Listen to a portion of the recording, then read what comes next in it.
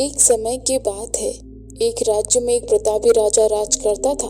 एक दिन उसके दरबार में एक विदेशी मेहमान आया और उसने राजा को एक सुंदर पत्थर उपहार स्वरूप प्रदान किया। राजा वह पत्थर देखकर बहुत प्रसन्न हुआ। उसने उस पत्थर से भगवान विष्णु की प्रतिमा का निर्माण कर उसे राज्य के एक मंदिर में स्थापित करने का निर्णय ले लिया और प्रतिमा निर्माण का कार्य राज्य के एक महामंत्री को सौंप दिया। महामंत्री गांव के एक सर्वश्रेष्ठ मूर्तिकार के पास गया और उसे वह पत्थर देते हुए बोला, महाराज, मंदिर में भगवान विष्णु की प्रतिमा स्थापित कराना चाहते हैं। 7 दिवस के भीतर इस पत्थर से भगवान विष्णु की प्रतिमा तैयार कर राजमहल पहुंचा देना। इसके लिए तुम्हें 40 स्वर्ण मुद्राएं दी जाएगी। 40 स्वर्ण मुद्राएं की बात सुनकर मूर्तिकार खुश हो गया और महामंत्री के जाने के उपरांत प्रतिमा का निर्माण कार्य प्रारंभ करने के उद्देश्य से उसने औजार निकाल लिए। अपने औजारों में से उसने एक हथौड़ा लिया और पत्थर तोड़ने के लिए उस पर हथौड़े से वार करने लगा, किंतु पत्थर जस का तस रहा। मूर्तिकार ने हथौड़े के कई बार पत्थर पर किए, किंतु पत्थर नहीं टूटा। 50 बार प्रयास करने के उपरांत मूर्तिकार ने अंतिम बार प्रयास करने के उद्देश्य से हथौड़ा उठाया, किंतु यह सोचकर हथौड़े पर प्रहार करने के पूर्व ही उसने अपने हाथ पीछे खींच लिए कि जब 50 बार वार करने से पत्थर नहीं टूटा तो अब क्या टूटेगा।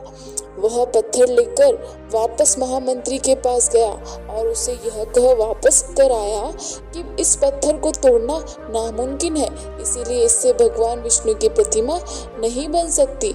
महामंत्री को राजा का आदेश हर स्थिति में मानना था। भगवान विष्णु की प्रतिमा निर्मित कराने का कार्य गांव के एक साधारण मूर्तिकार को सौंप दिया।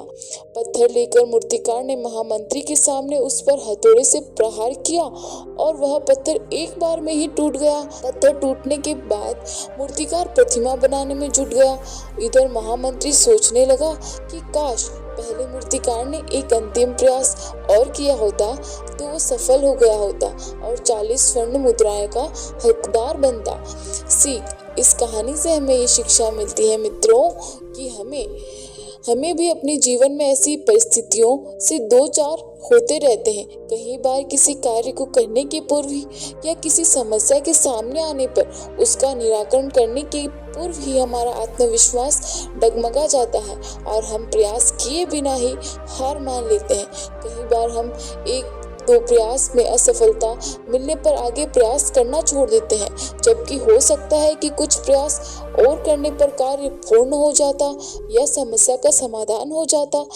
यदि जीवन में सफलता प्राप्त करनी है तो बार बार असफल होने पर भी तब तक प्रयास करना नहीं छोड़ना चाहिए जब तक सफलता नहीं मिल जाती। क्या पता जिस प्रयास को करने के पूर्व आपने हाथ खींच लिए हो वही हमारा अंतिम प्रयास हो और उसमें हमें कामयाबी प्राप्त हो जाए। धन्यवाद। वीडियो पसंद आई हो तो लाइक करें, चैनल को सब्सक्राइब करें और बेल आइकन जरूर दबाएं ताकि जब मैं नया वीडियो अपलोड करूं तो सूचित किया जा सके।